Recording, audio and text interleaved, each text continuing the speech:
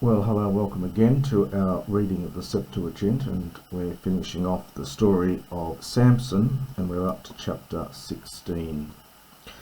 Kai eporuthe Samson es Gadzan, kai edene kai gunaika pornen kai eselfin prosauten. And Samson went into Gaza. And Gaza is the southernmost city, of course, of Palestine. In ancient times, it was a great commercial and of great commercial and military importance. Kai Aden Eke, and he saw there a woman who was a pornan. Now, this is, of course, a prostitute. The Hebrew here has zonah, which is the word for a common prostitute, as opposed to a temple prostitute. There are two different words in Hebrew. And he went into her, he had intercourse with her. Kai anangele tois gadzaios legontes. Heike Samson hodi, kai ekuklesen, kai enedrusan, ebauton holen te nukta en te pule tes polios, kai ekofiusan holen te nukta legontes. Hios diaphause ho orthros kai von nesomen von nusomen auton. These verses, in fact, really don't make a lot of sense in terms of the story. You know, it's been suggested that the intention of the writer was that the men were waiting for him at his house rather than at his gate. So it's a slightly odd little verse here. Literally, so this is impersonal. It was reported back to the men of Gaza, the Gadzians, saying, Samson has come here, and Ekuklosen, they surrounded, understand him, Kai Enedrusen, this is from Enedruo, which means to set up a snare, a trap. So they circled him and they trapped him, or they waited in a snare, in a trap, for the whole of that night. Against him. So they encircled and set up a snare against him, a trap against him, for the whole night at the gate of the city. Kofuo is this is ek kofuo. Sorry, the verb is kofuo. It means to be silent. You get kophos, someone who is can't speak. So they were silent. It's a Septuagint word, not classical. So they kept silence for the whole night, saying, Hios diaphause haorthros. So until, or perhaps when, the dawn appears. The verb is diaphausko. It's a late verb. It's making use of that far root that you get in fino and so on, with a slightly different vowel here. So it's a late word. It means to shine a light through, or to dawn. So when dawn, we would say when dawn broke, actually, in English. Then we get this subjunctive here, and let us murder him, from phonuo. Kai ekoimethe Samson hios mesonuktiu, kai aneste en hemisu tes nuktos kai epilabeto ton thuron tes pules tes polios, sun tais dusi stathmois, kai anabastus in autas sun to oklo, kai etheken ep omon autu kai anabe epitan kolfen to orus, to epiprosopu kebron kai ethekon auta eke. So again, it's a very strange little story that seems to have been popped in here. And the aneste here is something like he got up in the halfway mark of the night, so in the middle of the night, and he took hold of, from epilambano, in the middle, so epilambanomai, he took hold of the thuron, the doors of the pule, the gate of the city. along with the dusi with two. Classical Greek would have had duoin, that's been replaced always with dusi in Biblical Greek.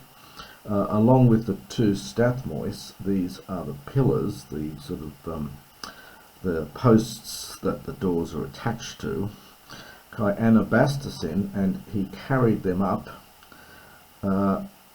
Now, it may actually mean here, perhaps he prized them off. It's literally he carried them along with the bolt, along with the lock that's used to bolt the doors shut. It may be just to carry them up. It could mean to prize them up. Kaiatheken ep omon autu, and he placed them on his shoulders. This is from omos, the shoulder. Kai anibe, and he went up to the koruphe, to the peak, to the top of the mountain. This is a genitive, of course, here from oros, third declension noun. So he went to the peak of the mountain. This is idiomatic here. The one epi prosopu, the one which faces, one which is on the face of Kebron. So the one which faces Kebron. And he placed them there. Now, scholars have calculated that this is a distance of over 64 kilometres, which is quite amazing that he was able to do this. Back to the main part of the story. Kai egene to metatuto kai agapes en gunaika en halosrek kai onoma aute Delilah. And it happened after these things, also he fell in love with a woman, again using agpao here for the verb of love. He loved a woman in Al-Sorek. The Hebrew here has Nahal Sorek, which is the valley of Sorek, and the translators just transliterated this in slightly garbled form into Greek. Kai onoma aute Delilah, and the name for her was, well, here it's Delilah. The other version, version A, has Delilah. The Hebrew name is the one we're more familiar with. It's Delilah, or Delilah, which some scholars think means the faithless one. Some scholars disagree with that. The name is Hebrew, but she's often thought to have been a Philistine. So I'm just going to call her Delilah from now on, but it is actually Delilah in this particular text. Interestingly, she gets named. His first wife was not named in the earlier chapters. Kai an ebes in prosaute en hoia conteston alafulon, kai epan aute aparteson auton, kai ide en tini he uscus iscus auto he megale, kai en tini dune somatha auto, kai desumen auton tu tapainosai auton, kai hemes dosumen soi ane Kilius kai hecaton arguriu. So quite a long verse here, and he went up to, the rulers, I should say, of the Alophaloi, the Philistines, they went up to her, and they said to her, this is an imperative from apatao, to deceive him and see, another imperative here, entini, by what means, the Hebrew has with what, but by what means, his great, well, by what means, understand, is his great strength. So in other words, where does he get his great strength from? And in what way will we be able, well, this is a funny use of dunamai here. It's a literal translation of what's in the Hebrew, but the expression is not a Greek one. We have to translate here to get power over. So in what way we will get power over him? This is the future from dunamai, normally to be able, but here it's to get power over. And we will bind him, and then we get 2 plus the infinitive, agreeing with the Hebrew plus infinitive, so as to humble him. kai hemes dosumen soi anekilius kai hekaton aguriu.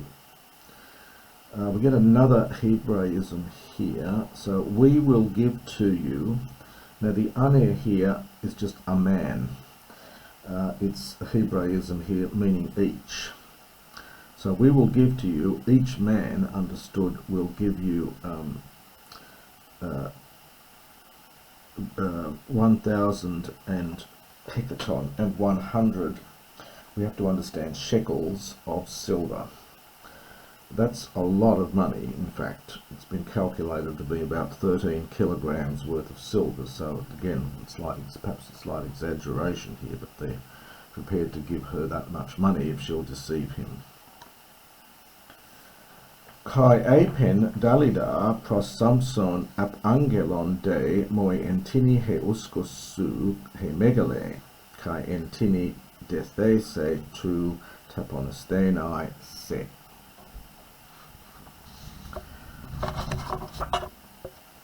And Delilah said to Samson, report to me, or tell then to me, we get a nice particle here, literally, by what means is your strength, your great strength? So where does your great strength come from? And by what means you will be tied. This is a second person from deo. It's a second person future passive. So from deo. So by what means you will be tied so as, or bound so as to humble you. Tapenos is an adjective meaning humble. This is the verb tapenoo, to humble, and this is the passive here, to be humbled. So for you to be humbled, it's sometimes rendered as brought low. Kai apen prosauten Samson ian desosin me en hepta nureis hugrais me dieftha menais. Kai astheneso kai esamai hos haste turn anthropon. And he said to her, or Samson said to her, if they might bind, this is a subjunctive here, if they might bind me, this is with here, instrumental, so with 7, now the new reis is, and we're taking that with the hugrais. It means moist or supple, perhaps, so with moist or supple neurais, bowstrings. Now the classical word here is neura. We're getting here a rather odd form. It's neurea with an epsilon in there, so it's a post-classical form. But I think later on they use a different, I think in verse 8, down in here in verse 8, they use the classical neuras from neura. So interestingly, two slightly different spellings of the same word in the very close to each other. Anyway, so with 7 supple bowstrings, literally not destroyed. Well, it probably is not what it means. Perhaps it means undamaged. This is from diaphthero. Thero is to destroy something, D is to do it thoroughly, but here it probably just means damaged. Some translations render it as dried, desiccated. It literally just means damaged.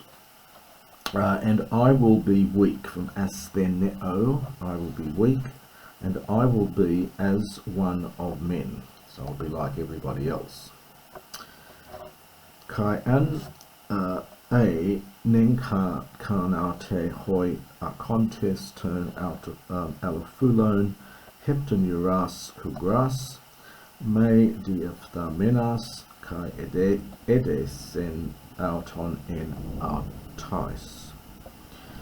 And the rulers brought up to her, the rulers of the Philistines, they brought up to her 7 supple, or supple's probably good here, moist or supple bowstrings, and again I mentioned slightly different spelling here, not damaged, and they bound him, now probably she bound him, because it is singular here, she bound him with them, and it's feminine because of the neura is a feminine noun. Kai to enedron aute ekatheto ente temi eo. Kai apen auto alopholoi epi se Samson. Now we have this funny use of enedron. An enedron is an ambush, but here it's referring to the men who were hiding in ambush. And we get the same word later on in the plural with the same meaning. We do have a word in English, an ambuscade, which might be useful here.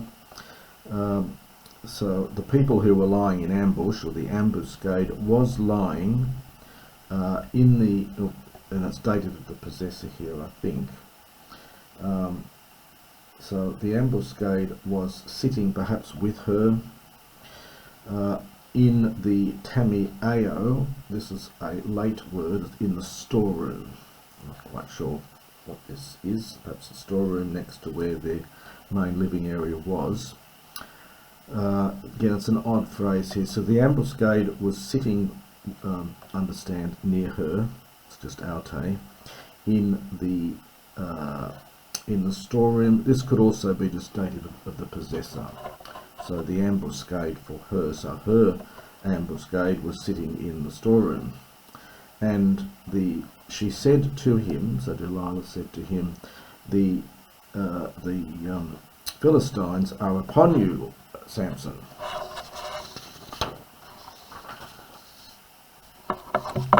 Kai di espasen tas neuras hos etis apospasoi strema stiptuu ento orphanathenai auto puros. Now this is very strange verse here. Actually, I'll just finish off the next bit. Kai uk egnoste he iskosatu. The diaspao is okay. It means to break. It's there is a verb apospao meaning to break. This is just perhaps another version of it. Perhaps the dia means snapped in two, to break through. So he snapped in two the neurias. He's gone back to the earliest spelling with the epsilon here. These what do you call bowstrings? As if someone, now we get apospasoi here. This is the optative. From the other verb we get diaspao and apospao, which is to break. So as if someone were to break a strema, this is just a thread. It's connected with strepho, to turn or twist. So it's a thread. Stiptuu is a very rare word. It means of flax. So as if someone would break a thread of flax. And we get this very strange expression here. It's a literal translation from the Hebrew. It must mean something like when it smells the fire. So osphorino is the verb to smell. We often use the expression even if it gets a whiff of, meaning it's nearby or something. So when we get ento plus the infinitive, and it's an aorist passive infinitive, and the subject here is the autor. So when it gets a sniff of fire, that is when it comes near to the fire. Kai uk egnoste he iskosautu. And his strength was not known. So we get a nice aorist passive from ginosko here. And his strength was not known. Kai apen Delilah pros Samson idu ek planesas me kai elalesas pros me pseude nun un an angelon moi entini deese. And